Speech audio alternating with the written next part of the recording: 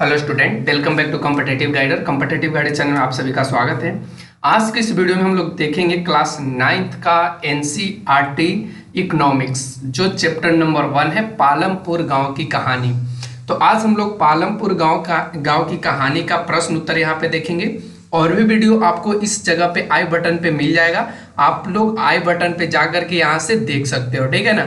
और भी वीडियो इस जगह पे आई बटन पे मिलेगा आपको, और आप लोग यहाँ से इसको जाके एक्सेस कर सकते हो। और इसका पीडीएफ भी आपको डिस्क्रिप्शन में दिया हुआ रहेगा, आप पीडीएफ भी डाउनलोड कर सकते हो।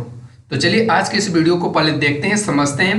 पीडीएफ से बढ़िया बच्चों यह होगा कि आप लोग समझ लें तो बहुत बेहतर होगा, क्योंकि इसमें जो क्वेश्चंस दिया गया है ना, समझो कि यूपीएससी लेवल का दिया गया है, क्योंकि इसमें जो क्वेश्चंस है वह सभी का मतलब अर्थ ही समझना बहुत ज्यादा टिपिकल है। तो आप सभी इसको समझिए और उसके बाद आप पीडीएफ डाउनलोड करके आप अपने आंसर राइटिंग को जारी करिए। तो चलिए देखते हैं क्वेश्चंस को।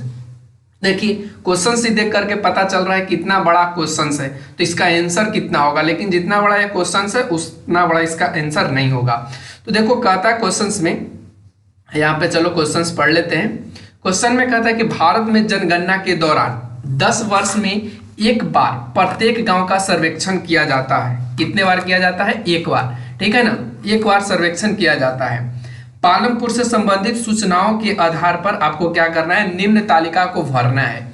जैसे यहाँ पे अवस्थित क्षेत्र है, गांव का कुल क्षेत्र है, और भूमि का उपयोग हेक्टेयर में आपको करने हैं। और ये चीज जो है वह पालमपुर से रिलेटेड है। तो चलिए देखते हैं इसका उत्तर। तो सबसे पहले जो अवस्थित क्षेत्र है ना, सबसे पहले जो अवस्थित क्षेत्र है ना उसको हम लोग बात कर लेते हैं। तो अवस्थित क्षेत्र में ये जो पालमपुर है वह आसपास के पड़ोस गांव और कस्बों से ये भली भांति जुड़ा हुआ है। और इसमें इसका जो जुड़ाव होता है वह सड़क के माध्यम से होता है।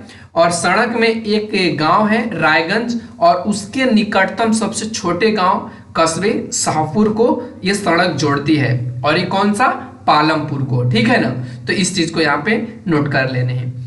ख में कहा है कि गांव का कुल क्षेत्र, तो गांव का जो कुल क्षेत्र है वह 250-76, और इस कुल टोटल कितने हेक्टेयर में है? 276। कितने? 276 हेक्टेयर में। अब आइए हम लोग बात कर लेते हैं कि भूमि का उपयोग हेक्टेयर में, मतलब भूमि का उपयोग कहाँ कहाँ कितने हेक्टेयर में किया गया है। तो जो कृषि योग्य भूमि है, कुल टोटल अगर यहां से पूछ लिया जाए तो कृषि योग्य जो कुल टोटल भूमि है वो 250 हेक्टेयर है, ठीक है ना। कितने हेक्टेयर है? 250।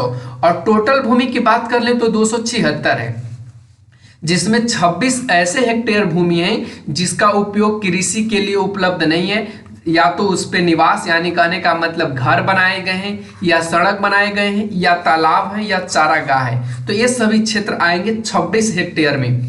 लेकिन यहाँ पे जो सिंचित भूमि है वो 200 हेक्टेयर में है, और 50 असिंचित भूमि है जिसको उन्नत सिंचाई करके आप इस पे फसल या कृषि के कार्य कर सकते हो। तो यहाँ पे इसको समझना बहुत जरूरी था।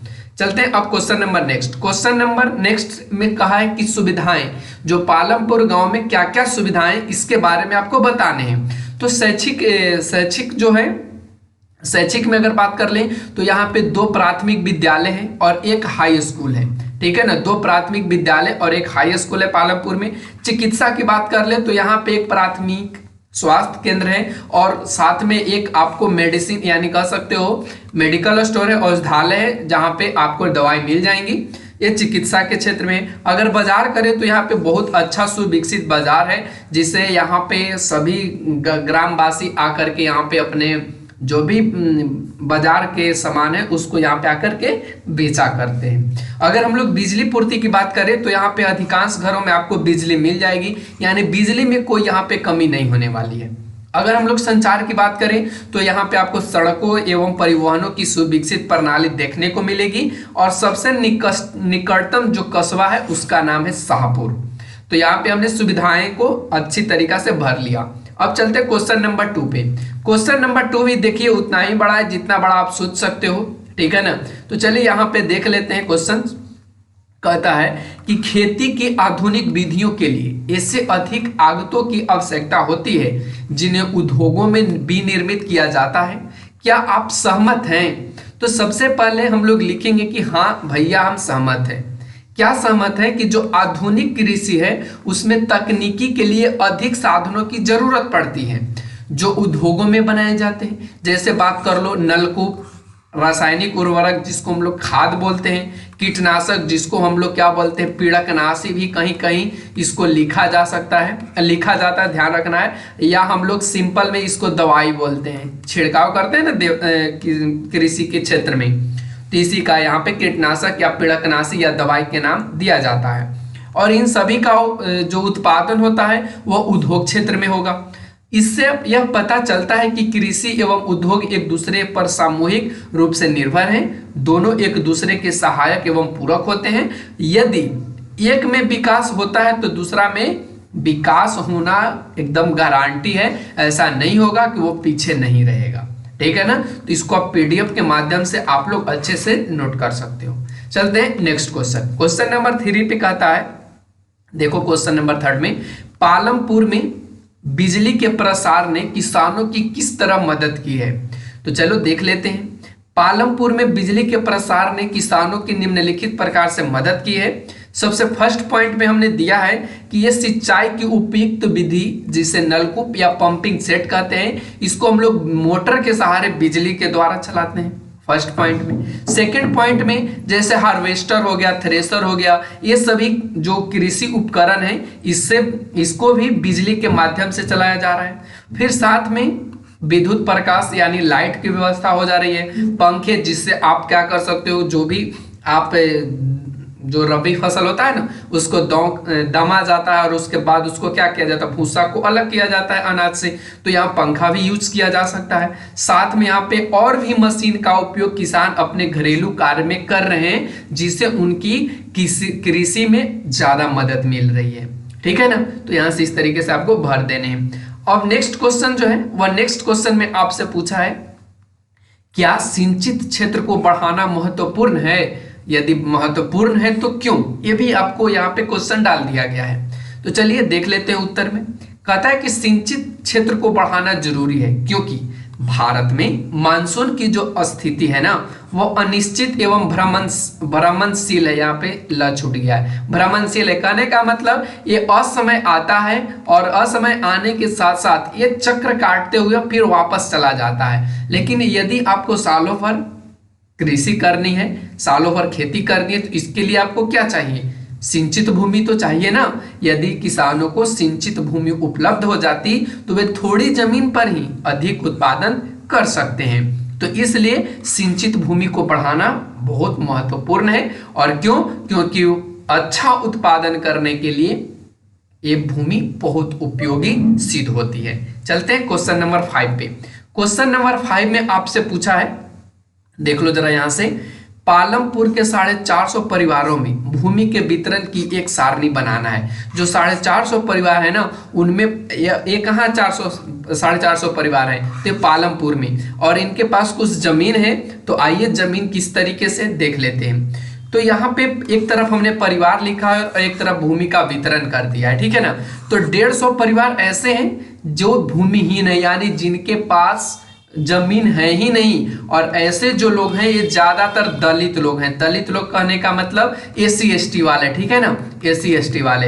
अगर 240 परिवार की बात करें तो इनके पास 2 हेक्टेयर से भी कम जमीन है, 2 हेक्टेयर से भी कम जमीन है। और ऐसे जो लोग हैं उनको हम लोग छोटे किसान कह सकते हैं। और 60 परिवार ऐसे हैं जिनके पास 2 हेक्टेयर से अधिक भूमि है। और ऐसे जो लोग हैं उनको हम लोग मध्यम या बड़े किसान कह सकते हैं। और कुल टोटल आप जब इसको ऐड करोगे तो यहाँ पे आपको 450 परिवार मिल जाएंगे। ठीक है ना, तो इस तरीके से यहाँ पे हमने भूमि वितरण को सारणी के रूप में आपको बता दिया। चलते हैं नेक्स्ट क्वेश्चन, क्वेश्चन नंबर 6 पे। क्वेश्चन नंबर 6 में कहा है कि पालमपुर में, देखिए यहाँ पे, पालमपुर में खेतिहर श्रमिकों की मजदूरी न्यूनतम मजदूरी से कम क्यों है? यानी कि यहाँ के जो श्रमिक हैं, मजदूर हैं, उनकी जो मजदूरी है वह न्यूनतम मजदूरी से भी, यानी कम मजदूरी होना चाहिए था लेकिन उससे भी कम है। ऐसा क्यों?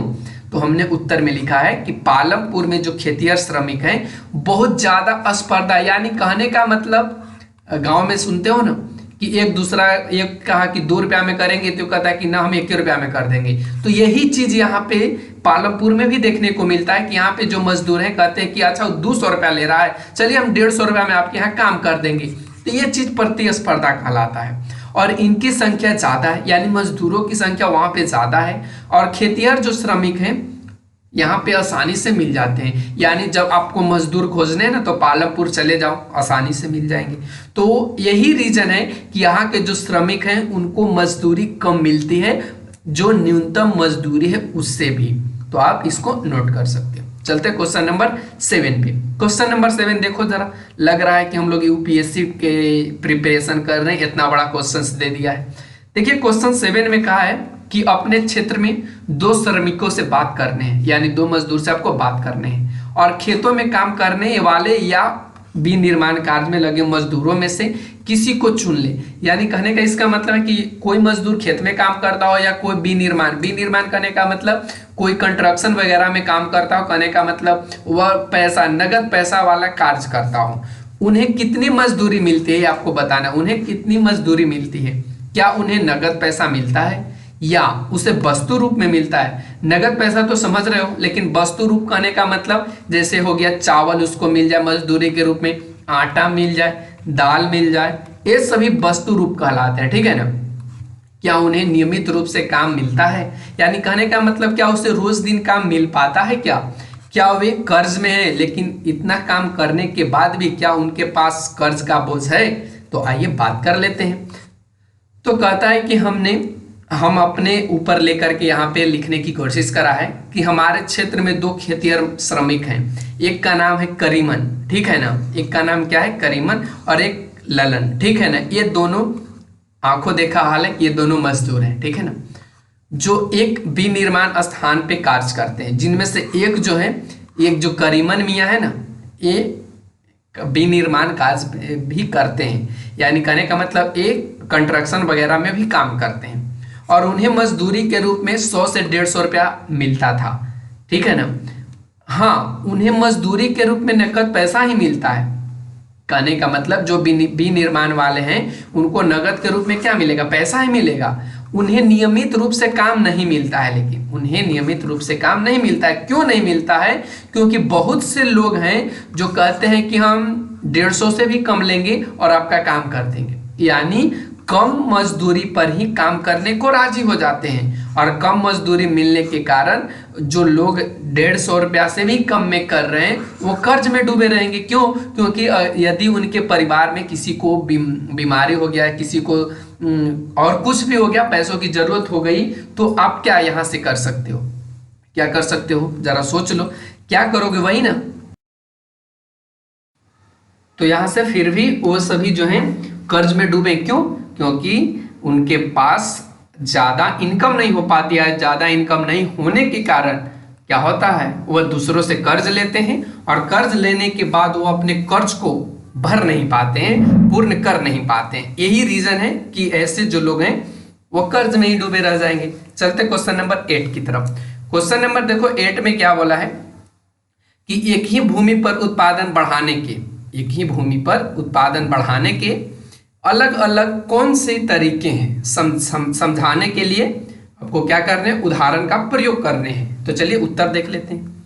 कहा कि भूमि के एक ही टुकड़े पर उत्पादन के में जो वृद्धि होती है ना, उसको निम्नलिखित तरीके अपनाकर आप कर सकते हो। सबसे फर्स्ट में आप क्या करो कि बहुविध फसल उगाना शुरू करो, यानी मल्टीपल क्रॉपिंग करो। तो कैसे इसको करेंगे या क्या होता है इसको समझ लेते हैं। तो कहता है कि एक वर्ष में किसी भूमि पर एक से ज्यादा, ठीक है ना, एक से ज्यादा फसल पैदा करने को बहुविध फसल प्रणाली कहते हैं। यानी एक वर्ष में मान लो ये आपके पास जमीन है और इस जमीन पर आपने एक साल में अनेकों फसल का उत्पादन कर दिया, ठीक है ना। तो ऐसे जो फसल होंगे या फसल पैदा करने की जो विधि कहलाएगी, ऐसे विधि को हम लोग बोलते हैं बहुविध फसल प्रणाली। और यह निश्चय ही कुल उत्पादन में वृद्धि करेगा, ठीक है। और उसके बाद आपको क्या करने हैं कि आधुनिक कृषि उपकरणों का उपयोग करने हैं, जैसे HYV बीजों का प्रयोग करें, जिसको हम लोग हाइब्रिड भी बोलते हैं, ठीक है ना। फिर ट्रैक्टर का उपयोग करिए, नलकूप का उपयोग करिए, हार्वेस्टर, थ्रेसर, रासायनिक उर्वरक, कीटनाशक का उपयोग करके एक ही भूमि के टुकड़े पर अधिक उत्पादन में वृद्धि लाया जा सकता है। तो आप इसको भी नोट कर लेंगे। चलते हैं क्वेश्चन नंबर 9 पे। क्वेश्चन नंबर 9 में कहा है कि यहाँ पे आप समझिए, यहाँ पे क्वेश्चन नंबर 9 में कहता है कि 1 हेक्टेयर भूमि के मालिक किसान 1 हेक्टेयर भूमि के मालिक किसान के कार्य का ब्यौरा दीजिए। यानी जिसके पास 1 हेक्टेयर भूमि है ना, उसके 1 हेक्टेयर भूमि है और वो मालिक भी है, तो उसका क्या किसान का कार्य ब्यौरा है, आप उसके बारे में लिख दीजिए। तो हमने उत्तर में लिखा है कि 1 हेक्टेयर भूमि की मात्रा एक परिवार की आवश्यकताओं को पूरा करने के लिए बहुत कम है, इसलिए उसके द्वारा अपने जीवन यापन करने के लिए किए गए कार्यों का ब्यौरा निम्नलिखित हो सकता है। मतलब हम यहाँ पे क्या किए हैं कि अपने मानसिक या कह सकते हैं अपने दिमागी या कह सकते हो कि हम सोच करके यहाँ पे ऐसे लिखें कि शायद ये सभी हो सकते हैं। जैसे खेतिहर मजदूरों के रूप में बड़े किसानों और जमींदारों के पास कार्य कर सकता है। जो श्रमिक मजदूर है वो क्या करेगा कि जो बड़े किसान है उसके पास जाकर के या जमींदारों के पास जाकर कोई कार्य कर सकता है जिनके पास 1 हेक्टेयर भूमि है, या अपने परिवार के सदस्यों को रोजगार के लिए शहर में भी भेज सकता है, या गांव के धनी लोगों के पास नौकरी कर सकता है, या अपने भूमि पर गैर कृषि कार्य कर सकता है, जैसे पशुपालन कर सकता है, मछली पालन कर सकता है, मुर्गी पालन कर सकता है। ये सभी कार्य वह कर सकता है। तो यही है जिसके पास 1 हेक्टेयर भूमि रहेगा। तो चलते हैं नेक्स्ट क्वेश्चन, क्वेश्चन नंबर 10। चलो क्वेश्चन नंबर 10 देख लेते हैं। क्वेश्चन नंबर 10 में यहाँ पे देखो बोला है, मंझोले और बड़े किसान कृषि से कैसे पूंजी प्राप्त करते हैं, वे छोटे किसानों से कैसे भिन्न हैं। तो देख लेते हैं। कहता है कि आधुनिक कृषि में अधिक धन की आवश्यकता होती है। ये तो सभी को पता है कि आज के डेट में जो कृषि है उसमें लागत यानी कह सकते हो पूंजी ज्यादा लग रहा है। मंझोले और बड़े किसानों के पास अपनी कुछ बचत होती है, कहने का मतलब वो किसी न किसी रूप में अपने राशि को बचा लेते हैं, अपने बचत कर लेते हैं, क्योंकि उनके पास जमीन थोड़ा ज्यादा है और इस प्रकार वे जरूरी अपने पूंजी का प्रबंध भी कर लेते हैं। वह वित्तीय रूप से सबल होते हैं, यानी उनके पास पैसे की कोई कमी नहीं होती, वो अपना पूंजी स्टॉक कर लेते हैं। इसलिए उनके लिए जो सहकारी बैंक होती हैं या ग्रामीण बैंक होती है, वो लोग भी इन्हें कर्जा आसानी से दे देता है। शहरों में कार्य करने वाले उनके परिवार के सदस्य भी अनेक वित्तीय सहायता कर देते हैं कि चलो भाई हम तुमको पैसा दे देते हैं, तुम अपना कार्य कर लो, फिर बाद में हमको पैसा रिटर्निंग कर देना। छोटे किसान बड़े किसानों एवं साहूकारों से, जो छोटे किसान होते हैं ना, बड़े किसानों और साहूकारों से ऊंची ब्याज दर पर कर्ज ले लेते हैं और जो उन्हें ऋणग्रस्त यानी कह सकते हो उसको क्या बना देता है, मतलब बेचारा को सारी संपत्ति भी खाक में मिला देता है, क्योंकि उसके पास पैसा चुकाते चुकाते उसकी स्थिति जो है ना पूरी तरह बर्बाद हो जाती है। और यही चीज है कि वह हमेशा कर्ज में ही डूबा रह जाता है छोटे किसान। तो समझ सकते हो इसको। चलो क्वेश्चन नंबर 11 देख लेते हैं। क्वेश्चन नंबर 11 में एक यहाँ पे महिला की बात कर रहा है जिसका नाम है सविता, ठीक है ना। तो कहता है कि सविता को किन शर्तों पर तेजपाल सिंह से ऋण मिला। ऋण कहने का मतलब यहाँ पे समझ लेना सूद, आप लोग लेते हो ना ब्याज पर पैसा, ब्याज पे लेते हो ना, तो वही कह रहा है कि यहाँ पे ऋण मिला। क्या ब्याज की कम दर पर बैंक से कर्ज मिलने पर सविता की स्थिति अलग होती, यानी कहा जा रहा है यहाँ पे कि ये जो तेजपाल सिंह से इसने कर्ज लिया, यही कर्ज यह अगर बैंक से लेती तो क्या इसकी स्थिति में कुछ सुधार होती या वही स्थिति रहती जो इन्होंने तेजपाल से लिया। तो आइए देख लेते हैं उत्तर में। हमने उत्तर में क्या लिखा, तो कह रहे हैं कि सविता निम्नलिखित 2 शर्तों पर तेजपाल से उसने कर्ज लिया था। यानी कहा था कि देखो हमको 2 शर्त है, हम इसी शर्त पे आपसे पैसा ले रहे हैं। फर्स्ट में उसने क्या लिया था कि जो तेजपाल है ना, सविता को 24%, समझ रहे हो ना, 100 रुपया के 24% आप निकाल सकते हो। तो यहां से निकालोगे तो 24, यानी 100 रुपया में 24 रुपया उसको ब्याज देने हैं। और वो कितना कितना 4 महीने के लिए वो कर्ज पे लेती है। अब सोचो कितना ज्यादा ये ब्याज है, सोचो कितना ज्यादा इसमें ब्याज हो जाएगा, जो ब्याज की बहुत ऊंची दर है। तो बताओ यहाँ पे क्या सविता कभी इस कर्ज से उबर पाएगी? नहीं ना, सोच के जरा बताना कमेंट में। नंबर सेकंड में उसने यह भी वचन दिया था कि वह कटाई के मौसम में, यानी जब फसल की कटाई होगी तो उस समय उसके खेत में, यानी तेजपाल सिंह के खेत में वह श्रमिक के रूप में 35 रुपये प्रतिदिन काम करेगी। यानी 35 रुपया उसको प्रतिदिन के रूप में उसके खेत में वो काम करेगी और वो पैसा ब्याज के रूप में चुकता करेगी, यानी वो ब्याज के रूप में उसको पैसा रिटर्निंग देते रहे। हमने यहाँ पे लिखा है, यहाँ क्वेश्चन में पूछा गया था कि क्या ब्याज की अगर कम दर बैंक से लेती तो क्या सविता की स्थिति अलग होती? तो हमने लिखा है हाँ, यदि सविता तेजपाल सिंह के बदले बैंक से उचित दर पर ऋण लेती तो निश्चय ही उसकी जो स्थिति थी ना पहले से अच्छी होती, यानी जो तेजपाल से उसने पैसा लिया उससे अच्छी होती। तो यहाँ पे हमने 11 का भी उत्तर दे दिया। चलिए क्वेश्चन नंबर 12 देख लेते हैं।